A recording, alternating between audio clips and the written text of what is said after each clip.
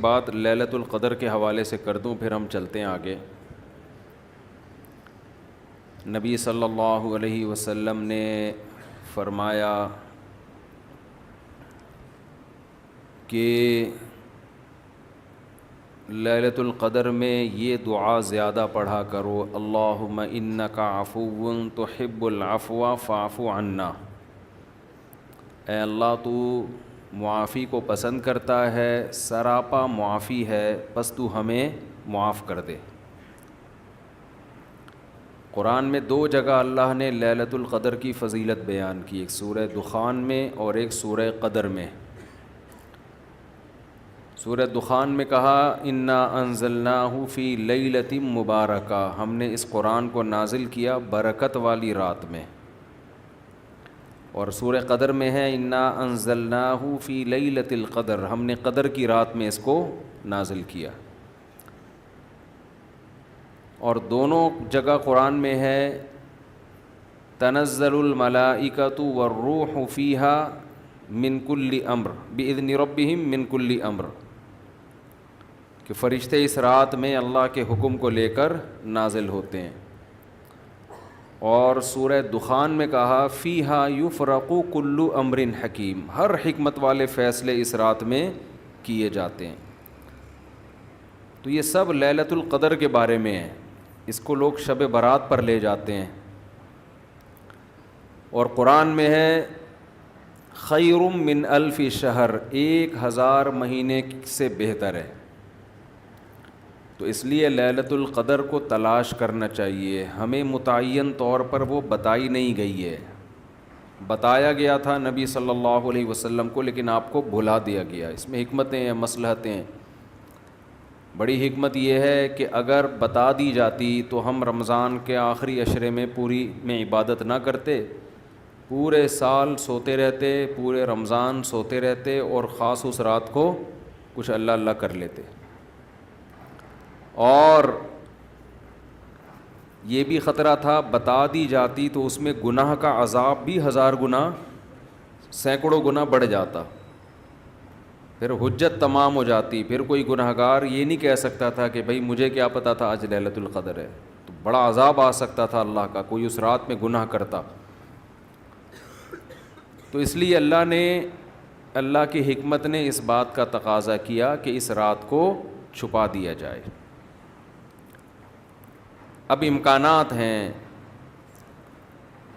پہلی بات تو رمضان میں ہوگی، اتنی بات تو تقریباً یقینی ہے۔ دوسری بات رمضان کے آخری عشرے میں ہوگی، یہ بھی تقریباً یقینی ہے۔ اب آخری عشرے میں پھر ہمیں یقینی نہیں بتایا کون سی رات، یہ بتا دیا گیا کہ طاق راتوں میں، یعنی 21ویں رات، 23ویں رات، 25ویں، 27ویں اور 29ویں، ان راتوں میں امکان زیادہ ہے۔ اور بعض حضرات کے نزدیک 27ویں میں امکان اور بھی زیادہ ہے، بعض حضرات کا موقف ہے، لیکن یقینی بات نہیں ہے۔ تو طاق راتوں میں یعنی کوشش تو کریں رمضان کے آخری عشرے میں عبادت کریں، ورنہ کم سے کم آخری درجہ کیا ہے کہ رمضان کی طاق راتوں میں خود بھی نماز، تلاوت اور دعا میں دل لگائیں، اور اپنے گھر والوں کو بھی نمازوں اور تلاوت میں لگائیں، دعاؤں کو، بچوں کو بھی لگائیں، اٹھایا کریں رات کو جا کے کہ بیٹا اٹھو، تھوڑا اللہ اللہ کر لو، نماز پڑھ لو، کچھ اللہ سے دعائیں مانگ لو۔ دعا کو بہت فوکس کرنا چاہیے، آج کل دعاؤں کو چھوڑ دیا بالکل، حالانکہ سب سے بڑی عبادت ہی دعا ہے۔ دعا میں اللہ اور بندے کا جو کنیکشن ہوتا ہے نا، وہ نماز میں بھی نہیں بنتا، وہ تلاوت میں بھی نہیں بنتا، وہ جو تعلق بنتا ہے نا اللہ اور بندے کا دعا میں، وہ کسی عبادت میں نہیں بنتا۔ تلاوت کا مطلب تو یہ ہے کہ اللہ آپ سے کیا کہہ رہا ہے وہ سن لیں آپ، اس میں تو یہ فائدہ ہوتا ہے۔ لیکن دعا میں تو آپ اللہ سے تعلق بڑھاتے ہیں نا، آپ اللہ سے مانگتے ہیں۔ تو اس لیے ان راتوں میں خوب گڑ گڑا کے لمبی لمبی دعائیں مانگنے کا معمول بنائیں۔ اعتکاف والے ساتھی بھی بیٹھ جائے کریں اکیلے میں، کہیں کچھ کر لیں، اللہ اللہ سب کچھ مانگ لیں، یہ سوچ کر کہ جو مانگیں گے اللہ ہمیں وہ دے گا۔ جب انسان مانگتا ہے نا پتہ نہیں ملے گا نہ ملے، تو پھر ملتا نہیں ہے۔ اللہ کہتا ہے جب تیرا میرے بارے میں یہ نظریہ ہے کہ میں دیتا ہی نہیں ہوں تو پھر مانگتا رہے بیٹھ کے, میں نہیں دوں گا. اللہ میں استغنا بہت ہے. اللہ کا معاملہ یہ ہے کہ اللہ میں استغنا بہت ہے. اللہ کے سامنے جھکو گے تو وہ چپڑ پھاڑ کے دے گا, تھوڑی سی بھی اکڑ دکھاؤ گے تو پھر اللہ کا کچھ نہیں بگاڑ سکتے, پھر خود ہی رلتے رہو گے, ساری زندگی برباد ہوتے رہو گے. جیسے نبی صلی اللہ علیہ وسلم نے ایک بوڑھے کو بخار میں دیکھا, فرمایا کہ طہور, یہ بخار تمہارے گناہوں کو معاف کرے گا, خیر برکت کا ذریعہ ہے. وہ بیچارہ کہیں غصے میں تھا, اس نے کہا یہ ایک بڈھے کو تنگ کرنے کے لیے آیا ہے. آپ نے فرمایا اب ایسا ہی ہوگا, یہ گناہوں کی معافی کا ذریعہ اب نہیں بنے گا. تو دعا میں مانگیں یہ سوچ کر کے یقینی طور پر اللہ میری دعا کو قبول کرے گا, تو اور بار بار مانگتے رہیں. مانگیں کیا, یہ بڑی پرابلم ہے, یہ بڑا مسلمان کے ساتھ مسئلہ ہے. بھائی بڑی بڑی چیزیں مانگیں اللہ تعالیٰ سے. سب سے بنیادی ضرورت ہماری کیا ہے؟ فمن زحزح عن النار وادخل الجنۃ فقد فاز, جسے جہنم کی آگ سے بچا لیا گیا اور جنت میں داخل کر دیا گیا, وہ ہے اصل کامیاب. تو یہ مانگو اللہ تعالیٰ سے, اے اللہ مجھے جنت. مانگنے کا مطلب پتہ ہے کیا ہوتا ہے؟ یہ نہیں ہوتا کہ میں انہی بدماشیوں میں رہوں لیکن آخرت میں مجھے معاف کر کے جنت میں داخل کر دینا, یہ قطعاً مطلب نہیں ہے. جنت مانگنے کا مطلب یہ ہے کہ اے اللہ وہ کاموں کی توفیق دے دے جن کی وجہ سے جنت ملتی ہے, کیونکہ یہ تو بہت کفر ہے ایک طرح کا کہ میں رہوں ایسے ہی, اور یہ تو گویا اللہ کی آیات کا مذاق اڑانے والی بات ہو گئی. تو ہدایت مانگے, ہدایت, سیدھا راستہ, ایسا راستہ کہ جس پہ چل کے کیا ملتی ہے؟ جنت. اس راستے پہ چلا دے, یہ سب سے زیادہ مانگا کریں. اور جو دین کے کام میں لگے ہوئے ہیں, مبلغین ہیں, علماء ہیں, دینی مدرسے کے طلباء ہیں, وہ ایک اور دعا بہت زیادہ مانگا کریں, کیونکہ ان کو صرف جنت تھوڑی چاہیے, ان کو تو یہ چاہیے کہ ہمیں اللہ نے پیغمبروں کا وارث بنایا ہے, تو ہم سے اے اللہ تو دین کا کام بہت زیادہ لے لے, جو ہمارا مقصد ہے, ہمارا ہدف ہے. اگر ایک عالم کاروبار کامیاب کر کے چلا گیا تو یہ کون سا تیر مار لیا اس نے, یہ کوئی اس کا اصل کام تھوڑی تھا. ایک عالم شادی کر کے 4 شادیاں کی اور دھڑا دھڑ بچے پیدا کر کے دنیا سے چلا گیا, کام تو یہ بھی اچھا کیا اس نے, لیکن یہ اس کا اصل ہدف, یہ تو کوئی بھی کر سکتا ہے. یہ تو ابو ظہبی کے جو سابق بادشاہ تھے ان کے میرے خیال ہے 100 کے قریب کہا جاتا ہے بیٹے بیٹے تھے ان کے, دھڑا دھڑ شادیاں کی انہوں نے. وہ لوگ تو پھر طلاقیں دے دے کے بھی کرتے رہتے ہیں نا عرب بادشاہ, انہیں کوئی نہیں پوچھتا کہ طلاق دے بھی ہم تو آپ اور نہیں, یہ حرکت شروع کر دینا, پٹو گے بہت برے طریقے سے. اور ویسے بھی شریعت میں پسندیدہ کام نہیں ہے طلاق دینا, لیکن عرب لوگوں کے پاس پیسہ بہت ہے, وہ بھائی ایک بیوی کو طلاق دی, یہ بھائی بنگلہ دے دیا, وہ خوش ہوتی ہے, چل بھائی بنگلہ ملا, پھر ایک اور شادی کی, تو ان کے ہو جاتے ہیں 100. تو عالم کا اصل کام کیا ہے؟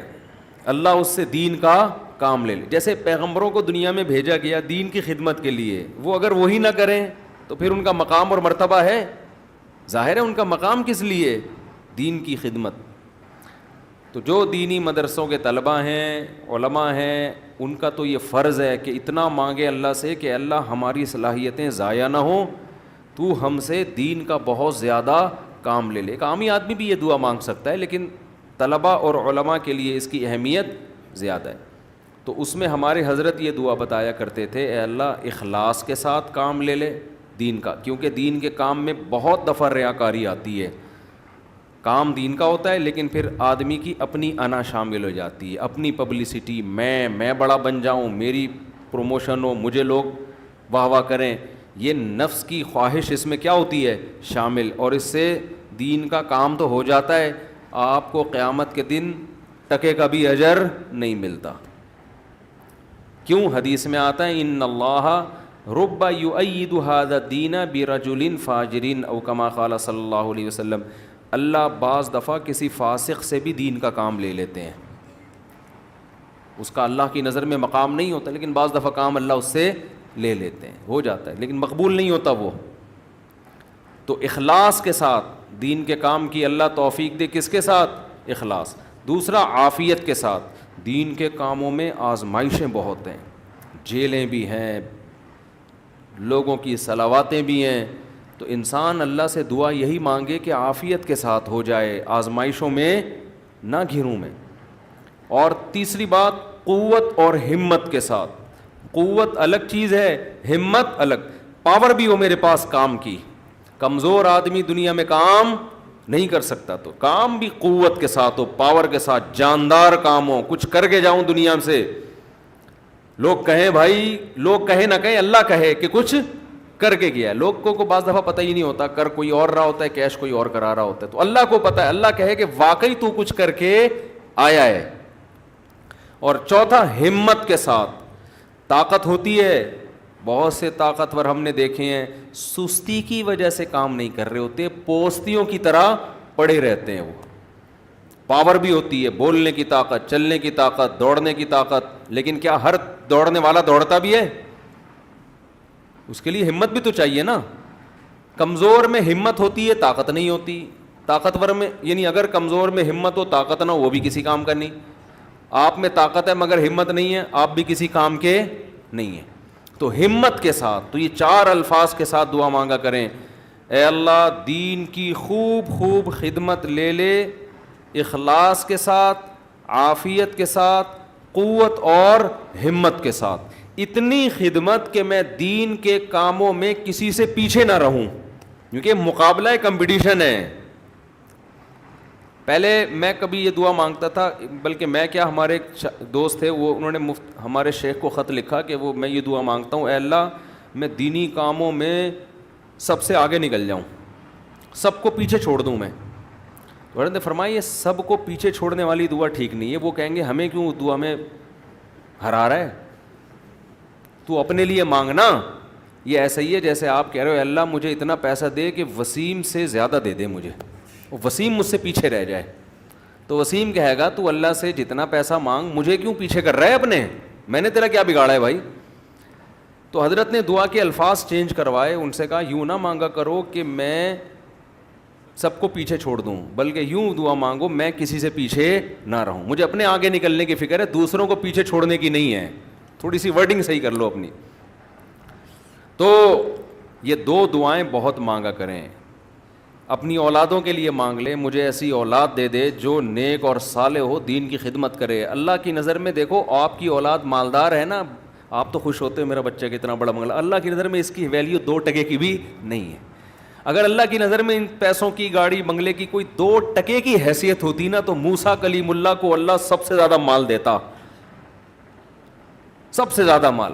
اور فرعون تانے کیا دیتا تھا حضرت موسیٰ کو, مسکین, اس کے ہاتھ میں سونے کے کنگن نہیں ہیں, میرے ہاتھ میں سونے کے کنگن, میرے پاس باغات جن کے نیچے نہریں بہتی ہیں, موسیٰ کے پاس کچھ بھی نہیں ہے, مسکین.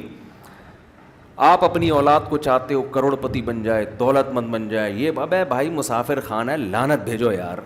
بن جائے تو ٹھیک ہے, میں نہیں کہہ رہا ان کو غریب لاوارث چھوڑ کے جاؤ, فوکس کس کو کرو بھائی, نیک بن جائے, دیندار بن جائے, پرہیزگار بن جائے. اگر پرہیزگار بن گئی نا, اللہ پہ اعتماد اور تعلق ہو گیا, سوکھے ٹکڑوں میں بھی آپ کی اولاد خوش رہے گی. اور اگر پرہیزگار نہیں بنی تو میں نے کروڑ پتی باپ کو دیکھا ہے جس نے کروڑوں روپے کی جائیدادیں بچوں کے لیے تیار کی, اور وہی بچے باپ کو صبح شام ٹینشن بھی دے رہے ہیں اور خود بھی ڈپریشن کی گولیاں کھا رہے ہیں وہ دین نہ ہونے کی وجہ سے. تو لیلۃ القدر میں کیا دعائیں مانگنی ہیں؟ 2 دعاؤں کو فوکس زیادہ کرنا ہے. ایک ہدایت اپنے لیے بھی, اپنے ماں باپ کے لیے, بیوی اور بچوں کے لیے, اپنے بہن بھائیوں کے لیے, اور ان کے ازواج اور ان کی اولاد. یہ آپ کا فیملی کیا ہو گئی؟ کمپلیٹ. یوں دعا مانگے, اے اللہ عافیت والی زندگی دے, سیدھے راستے پہ چلا دے مجھے, میرے والدین کو, والدین میں باپ دادا سب آ گئے, نانا نانی سب آ گئے, میرے والدین کو, میرے بیوی بچوں کو, میرے بہن بھائیوں, ان کی ازواج اور ان کی اولاد کو. ازواج میں شوہر اور بیوی دونوں آ گئے ہیں, تو یہ آپ کی فیملی کیا ہو گئی؟ کمپلیٹ. تو یہ سب کے لیے دعا کر دی. تو چند دعائیں, اب موضوع چل پڑا ہے تو میں بتا دیتا ہوں جو مانگنی چاہیے, کیونکہ ہمارے یہاں دعا ہی نہیں, عجیب سی طریقے سے دعائیں مانگی جا رہی ہوتی ہیں. چند دعائیں بہت ضروری ہیں جو ان لیلۃ القدر میں آپ نے کثرت سے مانگنی ہے. ایک دعا سب سے پہلے میں نے بتایا کیا مانگنی ہے؟ ہدایت. بلکہ اس سے بھی پہلے اپنے گناہوں کی مغفرت، کیونکہ گناہ دعا کی قبولیت میں آڑ بنتے ہیں. اللہ کہتے ہیں تو میری تو کچھ بھی نہیں مانتا اور اپنی مجھ سے منوا رہا ہے. میں جب تجھے آزمائش میں ڈالتا ہوں تو کچھ بھی نہیں کرتا. تو پہلے اللہ سے معذرت کریں، معافی مانگے. جو میرے گناہ ہو چکے معافی چاہتا ہوں، میں اقرار کرتا ہوں میں غلط ہوں، تو میرے گناہوں کو کیا کر دے، معاف. یہ بار بار مانگے اللہ سے. یہی ہے انک عفو تحب العفو فاعف عنا. اور دل میں نیت کریں اللہ میں تجھ سے وعدہ کرتا ہوں آئندہ میں گناہ نہیں کروں گا. شیطان ایسے موقع پہ کہے گا ابے تو کر لے گا، تو کیوں جھوٹے وعدے کر رہا ہے. تو شیطان کو بولیں تو اور میں جانوں اللہ جانے تجھے کباب میں ہڈی بن کے تجھے کیا تکلیف ہو رہی ہے. یہ شیطان نا ایسے موقع پہ یہ کرواتا ہے تاکہ منہ سے بات بھی اچھی نہ نکالو آپ. شیطان آئے گا اور کہے گا کہ بھائی تو دعائیں مانگ رہا ہے کہ تو میں دوبارہ نہیں کروں گا، تو نے کرنا تو ہے یہ کام دوبارہ، کیوں اپنے آپ کو دھوکہ دے رہا ہے. تو آپ شیطان سے کیا بولو، بھائی میرا معاملہ اللہ کا معاملہ، تیرے کو بیچ میں تکلیف کیا ہو رہی ہے. جیسے میں جب شادی کر رہا تھا تو لوگ محلے والے کہہ رہے تھے مفتی صاحب کو کیا ہو گیا، پھر تیسری شادی کر رہے ہیں. تو ایک صاحب نے کہا بھائی اپنے خرچے پہ کر رہے ہیں، لڑکی کے ابا راضی ہیں، تو آپ کو تکلیف کیا ہو رہی ہے. ان کے گھر والوں کو ہو تو سمجھ میں آتا ہے. تو یہی بات شیطان کو سمجھا دیا کریں. صحیح ہے نا. یہ وسوسے ڈالتا ہے شیطان عمل سے روکنے کے لیے. تو بھائی جب بعد میں خدا نخواستہ ہو گیا تو دوبارہ توبہ کر لیں گے. اب یہ تھوڑی کہ اگر ہونے کا خطرہ ہے تو ہم کوئی اچھا کام ہی نہ کریں، باقی اچھے عمل بھی چھوڑ دیں اس چکر میں کہ ہم سے تو گناہ ہو جاتا ہے تو اب ہم کیا، ہمیں کیا. بھائی ہو جاتا ہے تو جب ہوگا تو دیکھا جائے گا، ابھی تو نہیں ہو رہا نا، ابھی تو جذبہ ہے نہیں کریں گے بس. تو پہلے کیا کرنا ہے، گناہوں سے توبہ. اس کے بعد ہدایت کی دعا. سب سے بڑی ضرورت کیا ہے، سیدھے راستے پر چلنے کی توفیق. اس میں اپنے لیے، بیوی بچوں کے لیے، اپنے والدین اور بہن بھائی اور ان کی ازواج اور اولاد، یہ پورا بڑے بڑے رشتے کور ہو گئے اس میں، ٹھیک ہے نا. پھر تیسرے نمبر پر دین کی خدمت کی دعا کہ اللہ ہم سے دین کا بہت کام لے لے. کیونکہ علماء کے لیے تو سب سے بڑا کی فضیلت ہی یہی ہے کہ اللہ ان سے دین کی خدمت لے لے. وہ دنیا میں کاروبار کے لیے نہیں ہے، شادیوں کے تو ایک ضمنی چیز ہے، اس کے لیے شادیوں کو پروموٹ کرنے کے لیے ضرور ہے کیونکہ وہ بھی دین کا ایک حصہ ہے. تبھی ہمارے حضرت مفتی رشید احمد صاحب کہتے تھے علماء کو خود شادیاں نہ کرو، لوگوں کو ترغیب دو. لوگ کہتے تھے حضرت جب ترغیب کیسے دیں جب خود نہیں کرے گا، خود کرو گے تو دین کے کام کے قابل نہیں رہو گے. اتنے جھگڑے ہوں گے نا کہ بس اسی کام کے رہ جاؤ گے اور کسی کام کے نہیں رہو گے. تو البتہ یہ سنت ہے ضروری تو لوگوں کو ترغیب دو، لیکن وہی بات ہے کہ ایسے ترغیب دیں لوگ کہیں گے خود کر نہیں رہا. تو اے اللہ دین کا کام مجھ سے بہت زیادہ لے لے. تاجر ہے وہ بھی دعا کر سکتے ہیں دین کا کام لے لے، اللہ اس کے مال سے مدارس بنوا دے، مسجدیں بنوا دے، یتیم خانے کھلوا دے، تو کتنی بڑی بات ہے. چوتھی دعا عافیت کی. یہ نہ مانگا کرے اللہ مجھے مال و دولت دے دے، اے اللہ میری تنخواہ 2 کروڑ کروا دے. اس طرح کی دعائیں یہ جزیات ہیں، ہدف کو فوکس کرنا چاہیے. اللہم انی اسألک العفو والعافیہ، معافی چاہتا ہوں، عافیت والی زندگی، ٹینشنوں سے پاک زندگی چاہیے. اب وہ اللہ کی مرضی ہے، پیسہ دے کے ٹینشن سے پاک کر دے یا بغیر پیسے کے آپ کو ٹینشن فری بنا دے. عافیت چاہیے مجھے فی الدین والدنیا والآخرہ، دین میں بھی عافیت، میرا دین بھی مصیبتوں سے محفوظ رہے، میری دنیا بھی اور آخرت بھی. وفی اہلی و مالی، میرے گھر بار بھی پریشانیوں سے محفوظ رہے، بیوی بچے بھی، و مالی اور میرا مال بھی مصیبتوں سے محفوظ رہے. مالوں پہ ہلاکتیں آ جاتی ہیں، فیکٹریوں کو آگ لگ جاتی ہے، تو یہ بڑی جامع دعا ہے، سمجھتے ہو. اس کے بعد ایک دعا اللہ سے اور مانگ لو. شادی شدہ آدمی کے لیے گھر ایک بڑی ٹینشن ہوتا ہے نا، وہ کہہ سکتا ہے کہ میں اللہ سے مصیبت سے پناہ مانگ رہا ہوں، تو مصیبتیں تو میں نے گھر میں خود پالی ہوئی ہیں. شادی شدہ لوگ، بعض لوگوں کی یہ رائے ہوتی ہے، تو یوں دعا مانگو ربنا حب لنا من ازواجنا وذریاتنا قرۃ اعین، اے اللہ ہمیں ہماری ازواج یعنی بیویوں اور اولاد کی طرف سے آنکھوں کی ٹھنڈک. یہ دعا عورت بھی مانگ سکتی ہے کیونکہ زوج کا لفظ بیوی پر بھی اور شوہر پر بھی. آنکھوں کی ٹھنڈک دے، ان کو ہماری آنکھوں کی ٹھنڈک بنا دے. جب ہم گھر آئیں تو خوشی ہو میری وائف بیٹھی ہوئی ہے ماشاءاللہ، میرے بچے بیٹھے ہوئے ہیں، خوشی ہو. یہ نہ ہو کہ جب گھر آئے تو پتہ چلا بیگم میکے گئی ہوئی ہے تو خوشی سے پاگل ہو جائے آدمی جیسے کہ آج کل ہو رہا ہے. آدمی کا دکھایا اس کی بیوی میکے جا رہی ہے تو وہ بڑا پریشان نہ کہ یار جا رہی ہے، کچھ افسوس ہوا، اور ادھر منہ کر کے خوشی سے ناچ رہا ہے ٹھیک ہے نا. تو یہ کنڈیشن نہ ہو. اے اللہ ہمارے گھر والوں کو اور اولاد کو ہمارے لیے آنکھوں کی ٹھنڈک. آنکھوں کی ٹھنڈک کا یہاں مطلب یہ ہے کہ ان کو نیک بنا دے. ان کو کیا بنا دے؟ نیک شریف شرفا، نماز روزے میں لگے ہوئے ہوں، گھر جاؤ تلاوت کا ماحول ہو، دعاؤں میں لگے ہوئے ہوں، تلاوت کر رہے ہوں.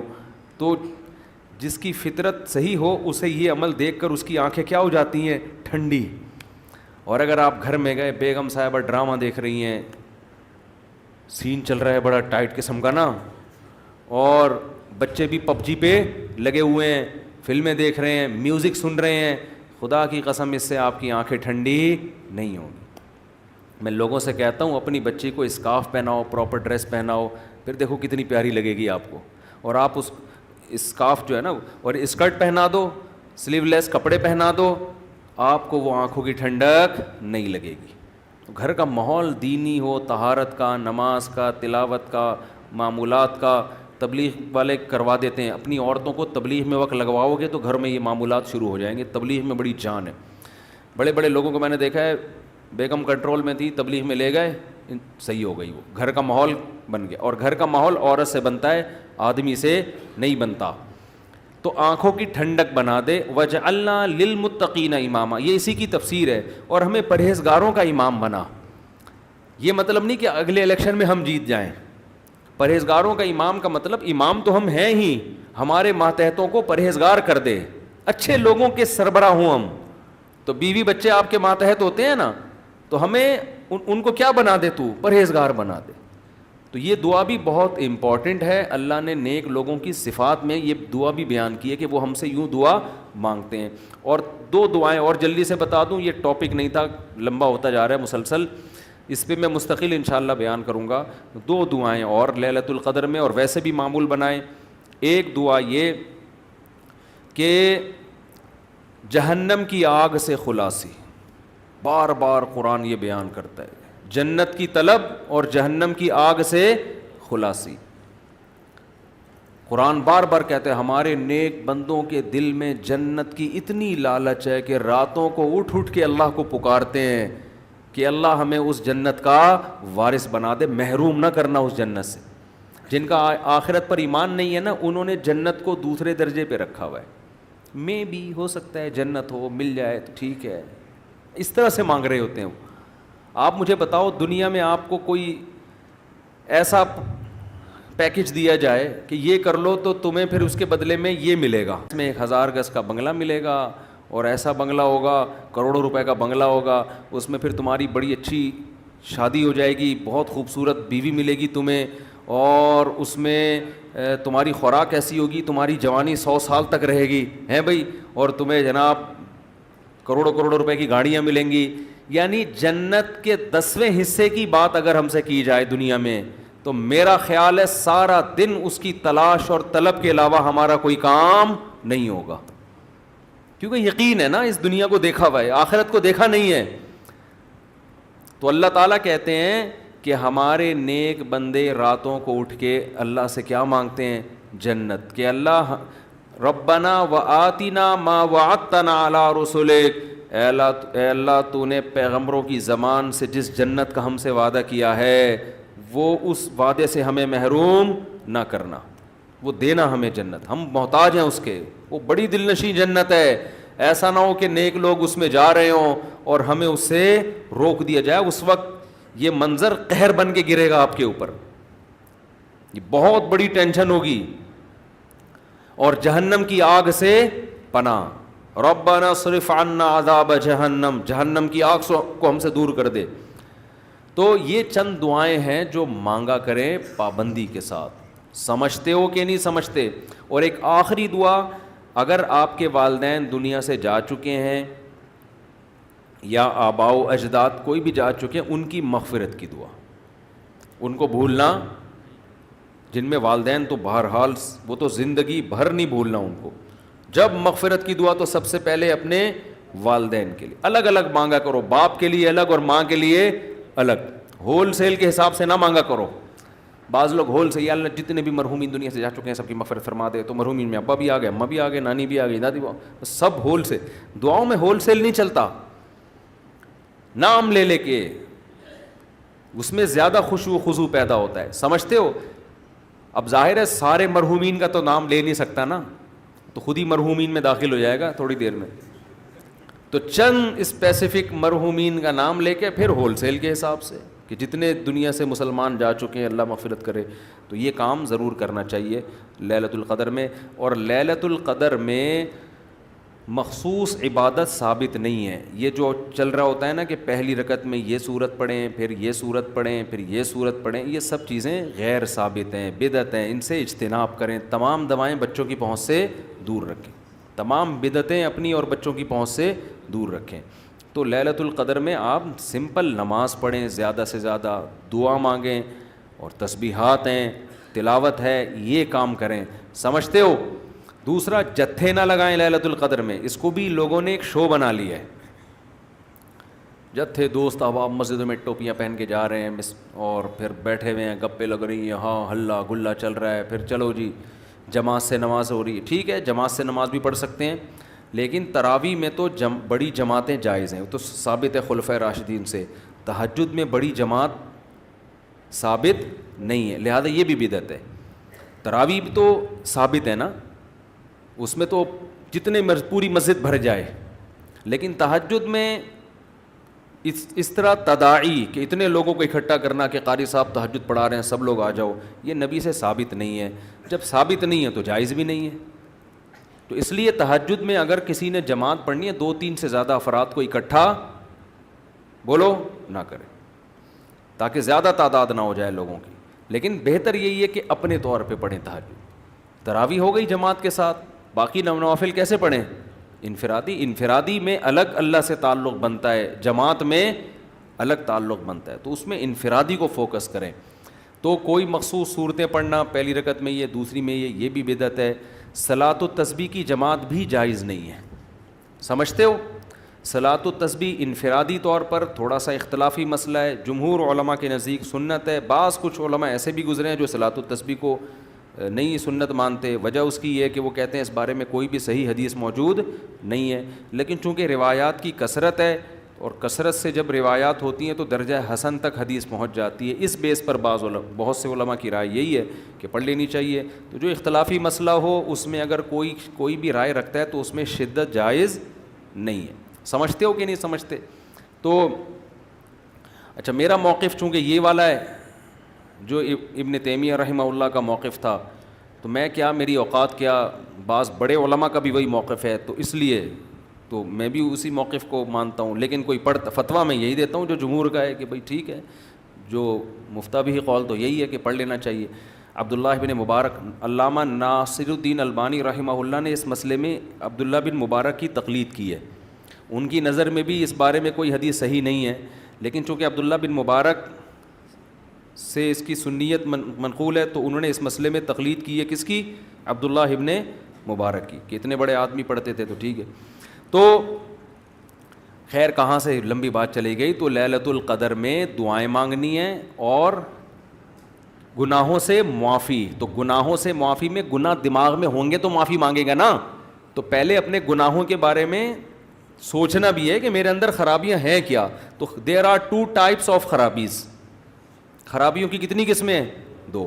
ایک اللہ سے معاملہ ٹھیک نہیں ہے، ایک اللہ کے بندوں سے. تو اللہ سے جو معاملہ ٹھیک نہیں ہے، فرض نماز آپ کے ذمے، روزے آپ قضا کر رہے ہیں، بد نظری کر رہے ہیں، سود کھا رہے ہیں، زنا کر رہے ہیں، انٹرنیٹ پر فحش فلمیں دیکھ رہے ہیں، داڑھی کاٹ رہے ہیں اور ازار ٹخنوں سے نیچے رکھتے ہیں اور زکوٰۃ نہیں دیتے. یہ سب کس کے حقوق ہیں؟